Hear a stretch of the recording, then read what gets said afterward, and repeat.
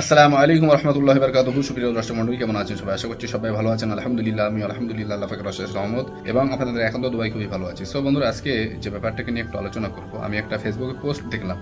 যে পোস্টটা দেখার পরে আমার মনে হয়েছে যে এই ব্যাপারটা আমার সমস্ত ভাই বোনদের কাছে, বিশেষ করে বাঙালি মানুষদের কাছে এটাকে প্রচার করা দরকার। সো আমি সেজন্য ভিডিওটা বানাচ্ছি। অ্যাটলিস্ট গঙ্গারামপুরের একটা ঘটনা দেখলাম যে গলায় তুলসীর মালা দিয়ে সেই ব্যক্তি মূর্তি ভাঙতে এসেছিল এবং সে হাতে নাতে ধরা পড়ে গেল। তো এইরকম সামনে রামনবমী রয়েছে।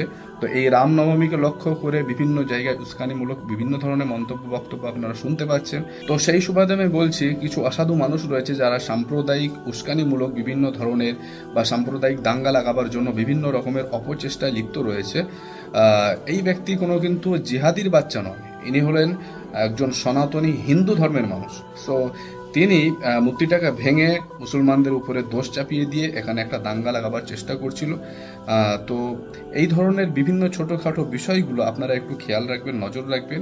আজকে এমন একটা পরিবেশ পরিস্থিতি হয়ে গেছে, মানুষ তার জীবনের দিকে খেয়াল রাখবে, তার বাচ্চাদের দিকে খেয়াল রাখবে, তার পরিবারের দিকে খেয়াল রাখবে, তা নয় কখন কোথা থেকে কোন ব্যক্তি মানে সাধু সেজে সন্ন্যাসী সেজে সেই ব্যক্তিটা এসে মূর্তি ভেঙে দিয়ে মুসলমানদের উপরে চাপিয়ে দিয়ে বিভিন্ন ধরনের সাম্প্রদায়িক দাঙ্গা লাগাবার অপচেষ্টায় লিপ্ত রয়েছে, সেই দিকটা বেশি খেয়াল করতে হচ্ছে।